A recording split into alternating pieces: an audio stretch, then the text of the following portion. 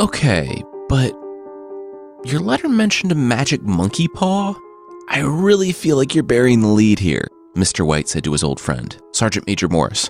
Their friendship went way, way back. Though they had taken different paths in life. Morris had gone into the military and had just returned from India.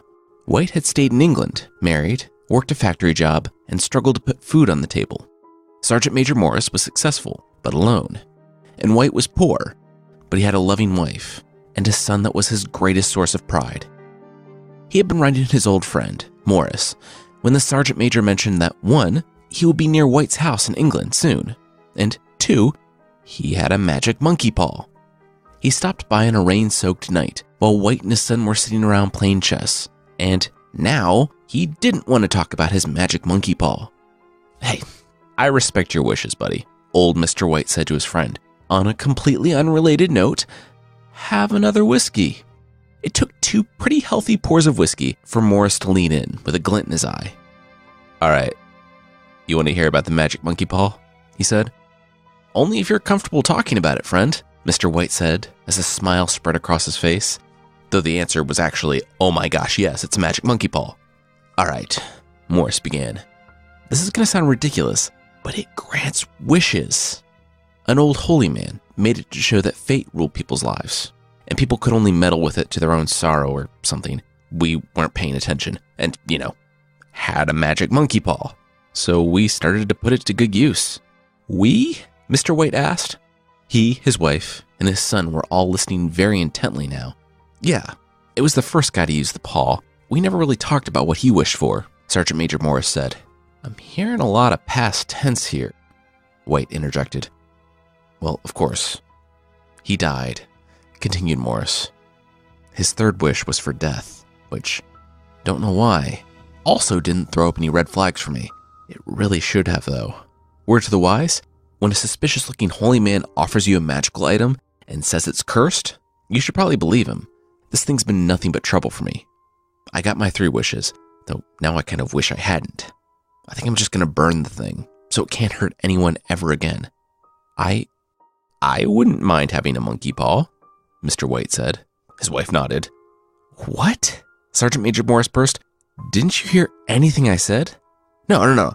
I get that you think it's bad, but maybe I could beat fate, Mr. White suggested, now sitting on the edge of his seat. Maybe you were just wishing for the wrong stuff. Okay, I'm going to circle back and just sort of verbally underline the point that the holy man made about not doing exactly what you just said. It's not about how you word things. It's not about what you wish for. You cannot beat fate. I learned some pretty rough lessons I don't want to go into right now, Morris said. Yeah, but it's 3 wishes. You can wish for anything. Who wouldn't want that? Said Mr. White, eyeing the dried-up animal appendage, with about as much subtlety as Gollum eyed the One Ring. Anyone who listened to the story I just told you, listen, buddy, here's what I'm going to do. I'm not going to give it to you. Instead, I'm tossing it in the fire right now. And Sergeant Major Morris did just that, before continuing. If you want it so badly, you can just dive into the ember. Oh, you're actually diving into the fire to get it.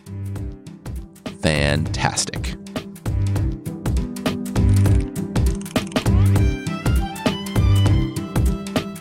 I'm Jason Weiser. From Bardic, this is Fictional.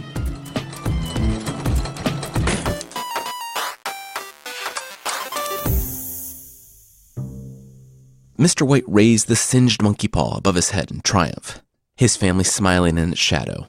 Even in his current state, Morris sat shaking his head. Wait, so how do I use it? Mr. White asked his old friend, who was face-palming in his chair and looking for a 4th glass of whiskey. You raise it over your head and make your wish aloud in a kind of over-the-top gesture, Morris mumbled as he poured. Oh, okay, weird, but when you showed me a little while ago, I could have sworn that the fingers were curled down. Now they're straight, White observed. That's because they were curled down. It resets when it gets a new owner. Like I said, or tried to say, the paw is really something you don't want to mess with, Morris said. So I should wish for 2 more sets of arms. His family cracked up at his funny joke.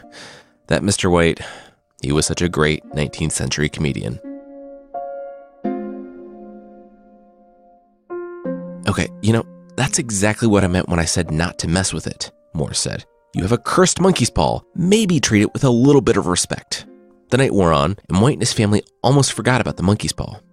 But Sergeant Major Morris did not. White pressed a little money into Morris's hand for the trinket as Morris left, but his old friend just cautioned him to please be careful with the monkey paw. He should really think about the words that he utters, because they could have great and terrible consequences.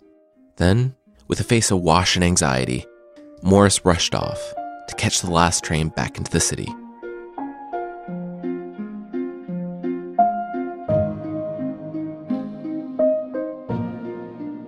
A few minutes later, White sat on his piano bench, looking at the mummified monkey's paw.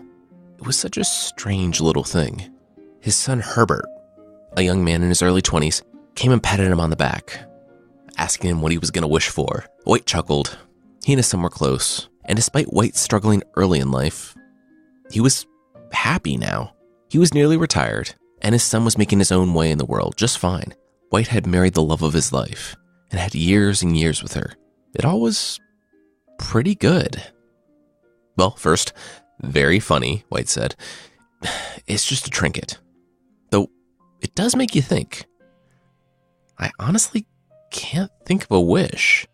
I have everything I've ever wanted with you and your mother. Our little life might not be much, but it's kind of great. You know what would be really great, though? Herbert ventured. Those 200 pounds that we need to pay off the house. Then you'd be free. Mr. White shrugged and looked at his wife, who nodded. Well, what would be the harm in wishing for a little bit of money?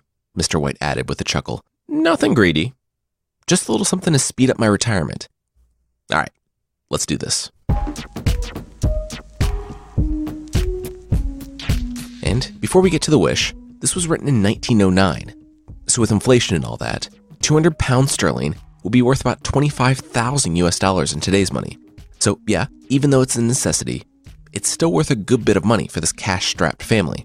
He held out the monkey's paw in a grand gesture, with a mock terrified look on his face, and struck a few impressive chords on the piano before bellowing, I wish for 200 pounds. A very on-the-nose crash from the piano followed his words. Mr. White jumped to his feet in terror. Could have sworn that the thing just moved in his hand. Then he had dropped it and it crashed down on the keys. The family was puzzled, and they agreed that if that was true, it was really spooky. But they also agreed that he had kind of a lot of whiskey with Morris, so White insisted that the monkey's paw had moved, pointing out that one of its fingers had curled down. But Herbert and Mrs. White were pretty sure that that finger had always been down. Mr. White said he could have sworn. Anyway, it didn't matter. He said it wasn't like they were going to see that money. Not for years, at least. He and his son sat down by the fire, smoked their pipes, and talked, as they did every night. Herbert joked about how the money was going to show up. But a feeling of malaise began to grow in White. He felt uneasy, like he had just invited something into his life that didn't belong there. His mouth burned from the pipe, and stale whiskey sat on his tongue. And he felt like something hovered just on the edges of his awareness. A crushing, creeping darkness, and terrible consequences. Dad, hey. White snapped back to reality as his son was waving his hands in front of his face. I said I'm going to bed. Sorry to scare you. I have to be up early tomorrow for work. White nodded and said goodnight to his son. He relit what was left of his pipe, and when he was finished, he set it on the table and drifted to sleep in front of the dying fire. It wasn't so much a dream as an image. In the fire before him, a monkey's face smiled a sinister smile, the embers glowing on his face like hellfire. When White awoke an hour later, in terror, he grabbed a glass of water nearby and dashed it on the fire. Breathing heavily in the darkness of the room, he inched his way safely to the stairs and his bedroom. But when he passed the table, his hand rested on the monkey paw, with its one finger curled down. White shrieked and ran as fast as he could away from the thing. The next morning, White sat down at the breakfast table and took a deep breath. He stared at the monkey's paw. That thing was creepy, definitely, but he reminded himself that it was just a dry little monkey hand. Really, it was no bigger than a salt shaker. In the light of the morning, those things that haunted the shadows were obviously just ridiculous superstition. Surely the monkey's paw held no more power than any other shriveled animal appendage. Herbert, the son, stood up from the table, saying that it was time for him to go. If the riches showed up before 5, or if his father decided to wish himself the emperor of the world, he'd be at work. So try not to let absolute power corrupt him absolutely before, 6 in the evening. They'd have to disown him. It would be a whole thing. Mr. White chuckled. Very funny. Mrs. White patted her son on the back as he left for work, and then watched proudly as he walked down the path to catch the train. Herbert was a good kid. Well, not even a kid anymore. He was a man. Mr. White was next, though he only had half a day, and he returned by mid-afternoon. The monkey's paw just stuck in his head all day, and as he poured himself a beer that evening, he kept insisting that the thing had moved when he made a wish last night. I believe that you believe that it moved when you made a wish, Mrs. White said, but I also believe that you had kind of a lot of whiskey with Morris. Now, if we could not have this conversation for the 12th time today, I have a more pressing question, who is that guy? And why he's been hanging around the street in front of our house for a half an hour? White stood. Yeah, that was confusing. They were 2 trains from anywhere of note, and then a long walk after that. They were on the edges of the moorlands, the type of place you only visited with a purpose. Mr. White set his beer on the table. The man did keep looking up at the house. Funny guy. Silk hat and all that. He wondered if the man was from the bank, and asked Mrs. White if they had paid this month. We won't have any more payments soon, Mrs. White said with a laugh. Okay, yeah, that joke's getting a little old, even by early 1900 standards. I'm gonna go see what he wants, Mr. White said. But Mr. White didn't need to go see what the man wanted. The stranger in the silk hat, with an envelope tucked under his arm, took a deep breath and steeled himself, opening the White's gate and marching straight to the front door. Mr. White opened the door as the stranger approached. The man asked if they were the Whites. The couple nodded. The man said he had important news for them. Could he come in? Inside the small house, the man sat there in silence until Mr. and Mrs. White were seated across from him. I was asked to come speak to you, the man said, not making eye contact. I come from Ma and Megan's. Oh, how's everyone there doing? Mr. White said amicably. But Mrs. White could feel it. Something was off. Why was this man from Herbert's work here when Herbert wasn't home yet? What's going on? Mrs. White asked, her hand already starting to shake. Mr. White looked at his wife's face, already drained of all color, but waved it off. Of course this man hadn't come with bad news. Right? Right? Then Mr. White looked at the man who had come from Ma and Megan's, and could see that his face was nearly as pale as Mrs. White's. Tell me you haven't come with bad news, Mr. White said to the stranger. I am so sorry, the man from Herbert's work said. Mrs. White leapt to her feet. Is he hurt? She demanded. Badly, the stranger replied, but he added that Herbert wasn't in any pain. Mrs. White understood instantly and broke down in tears, burying her face in her husband's shoulder. It took Mr. White another moment before he, too, grasped that his son was dead.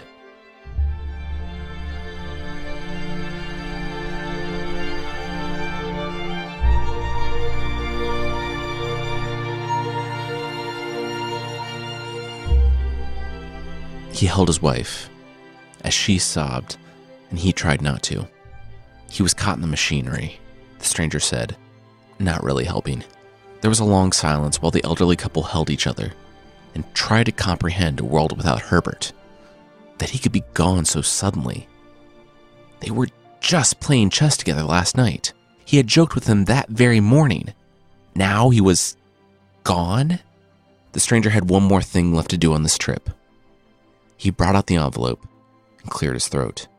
Before he began, the stranger announced that he wanted the grieving pair to remember that he was a mere servant of the company, and that this wasn't a throw stuff at the messenger situation. The firm of Ma and Megan's wanted to express their deepest sympathy, but also to say that they disclaim all responsibility and admit no liability at all. The stranger winced, but he saw the Whites simply staring in disbelief at his crass audacity. No one had hit him yet, though, so this was going well. Now that that extremely inappropriately timed legal disclaimer was out of the way, the stranger could move on to slightly better things. He said he knew it was no replacement, but they had something for them. For Herbert. Everyone loved him. Had loved him. and he would be missed by the company. As such, they wanted to offer the Whites a certain sum of compensation. Compensation? Mrs. White screamed in disbelief, but Mr. White froze. How much? He asked the stranger.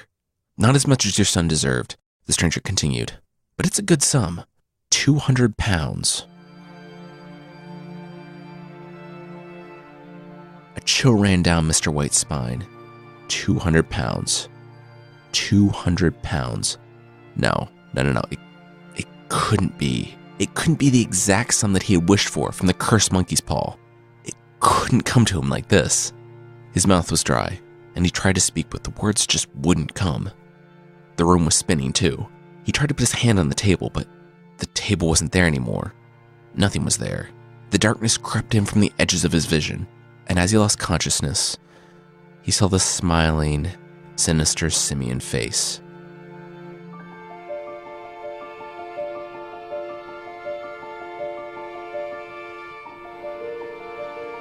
It all happened so quickly. The company and the undertaker and everyone who had seen the corpse had been pretty adamant that Herbert be buried as soon as possible. He had been brutally mangled by the machine. It was 2 days later that the group left Mr. and Mrs. White at Herbert's fresh grave, wondering what they should do now. The couple shuffled on for days, each suffering in their own way, but barely exchanging a word. Getting out of bed was now a Herculean task. They could live and move on, but what was the point? They would just die soon anyway, and that would be it. They had to bury their son, and their lives would never be the same. Mr. White just stayed awake, sitting before the dying embers and remembering the night he had wished for the money. It was a joke. A joke. He never meant it to come true. It was never meant to cost them their beloved Herbert. He heard something in the back of the room. It was his wife. This was the first time he had seen her up at this hour. Mr. White barely slept, while Mrs. White slept all the time. He asked his wife to come and sit with him. It was too cold back there. It's much colder for Herbert, she replied. Mr. White wept. As she moved carefully in the darkness, Mrs. White's hand came to rest on the money, and she gasped. They had left it sitting there, after the man from Ma and Megan's came by. To throw it away and curse it would make Herbert's death completely pointless. But to spend it was sacrilege. Not knowing what to do with it, it remained on the table, until Mrs. White's hand touched it that night. Have you destroyed it? She asked. They both knew what she was talking about. Mr. White had not destroyed it. It sat on a shelf, as far back as possible, in the parlor. He told Mrs. White as much, before she ran to her husband and kissed him. She laughed an empty, mad laugh. Mr. White was confused, but she looked right at him. Don't you see? We could do it, Mrs. White exclaimed, the whites of her eyes glowing in the light of the dying fire. Mr. White slowly realized what she was saying, and he gasped. They could do it. They could bring Herbert back.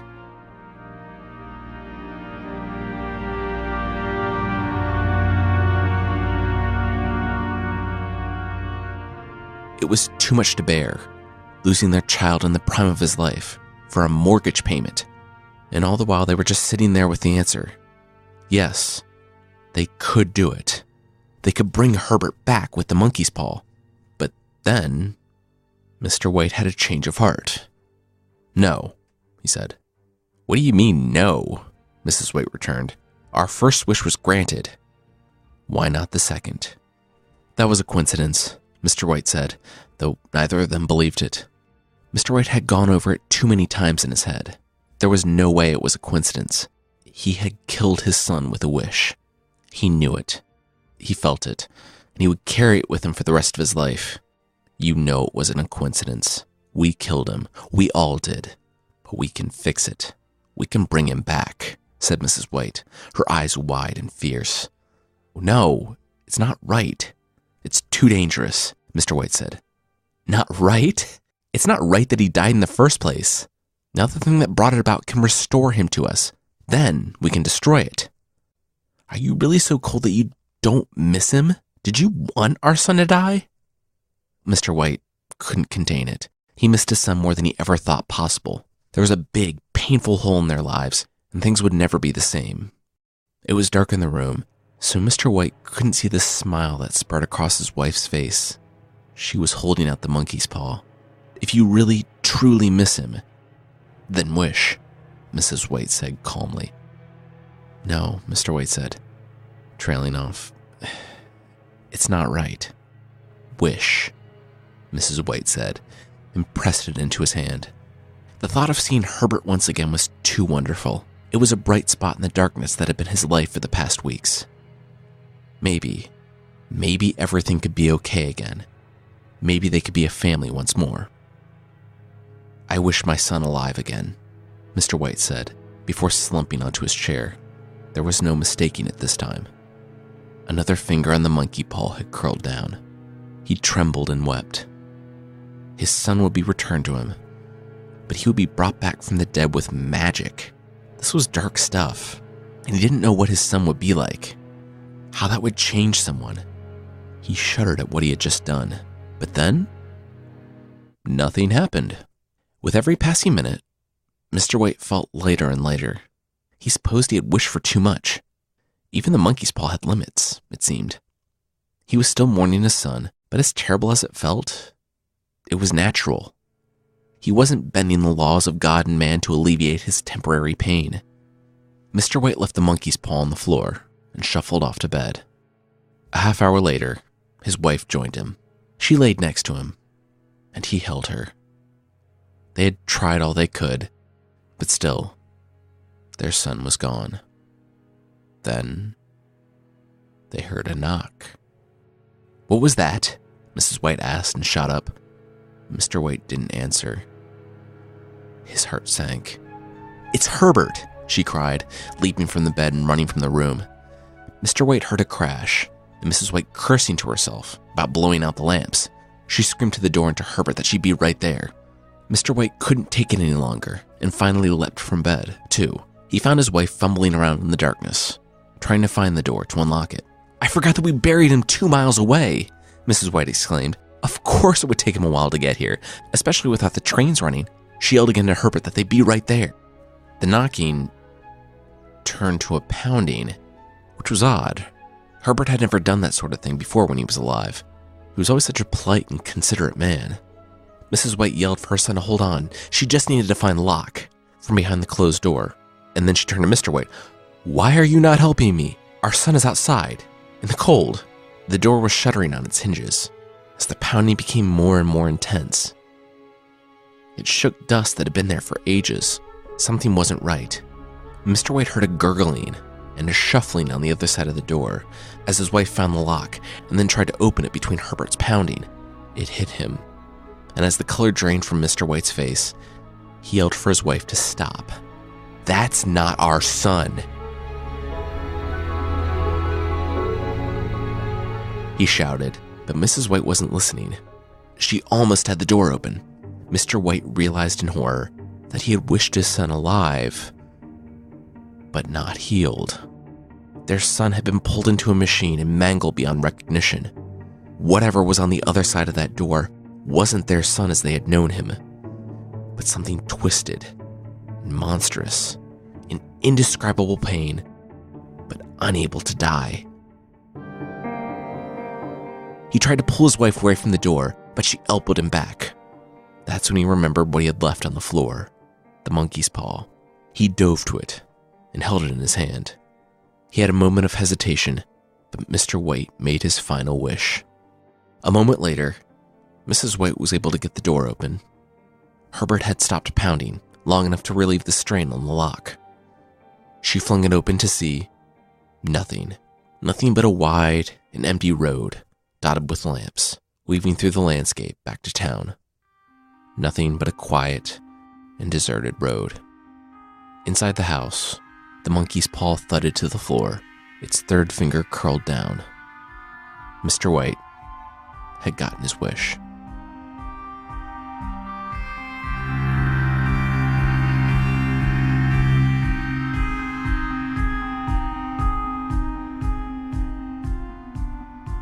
The story today is titled The Monkey's Paw, and it's by the author W. W. Jacobs and was first published in England in 1902. It is a classic story of unintended consequences and of the price of messing with fate.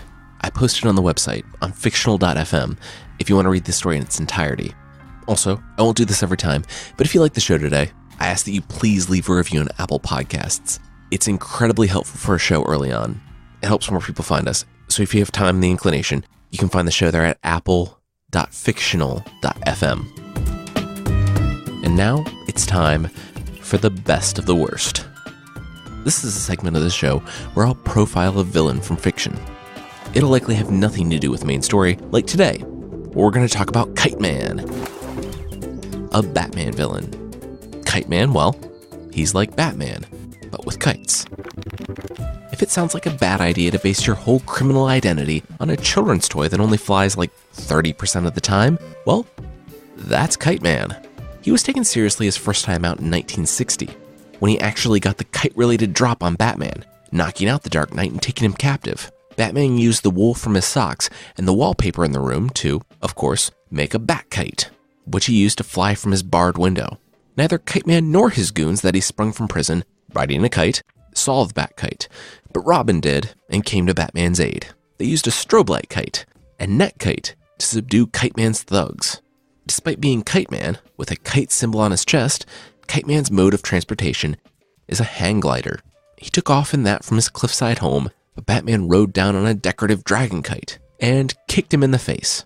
By the time Kite Man regained consciousness, Gordon and the Gotham PD had arrived, and the wind-dependent assailant went to prison for over a decade.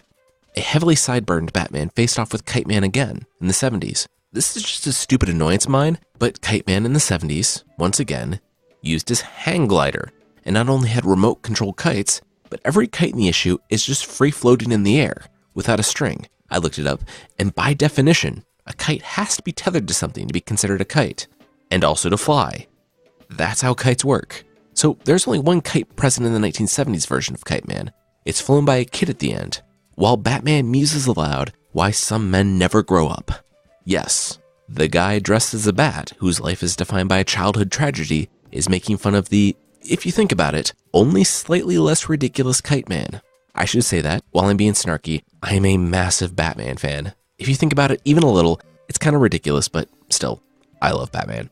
Anyway, once again taking a bat boot to the face, Kite Man went away to prison again until the 1980s when he resurfaced briefly as a villain of Hawkman. He's less serious by this point, and the writers gave him a secret identity and a backstory. His name is, no joke, Chuck Brown, who always had a childhood fascination with kites, so he became a kite-related, super-ish villain. In the 80s, he avoided the bat boot to the face and went headlong into a Kite Man eating tree. Legends never die. But Kite Man does. He was found without his kite by Deathstroke and tossed off a building when he refused to join the Secret Society of Supervillains, also known by the snappy acronym SSOSV. He actually survived the fall, though, but went on to anger a powerful supervillain who captured him and ate him. Yeah, the world changed a lot from the 1960s to the early 2000s. But don't despair, because with the DC rebirth that launched last year, Kite Man is back. He was quickly foiled by a new Gotham hero, though, and after just one issue, he was sent back to prison. On the plus side, he has a snappy new catchphrase. Kite Man, hell yeah. Okay, so I get that he's trying to make kites cool and edgy and villainous, but I don't think he's going to make this new catchphrase happen. Thanks for listening to the first ever episode of Fictional. Today's episode was written by me, Jason Weiser, and edited and produced by Carissa Weiser. Our theme song is by the amazing Breakmaster Cylinder. Thank you so much for listening, and we'll see you next time.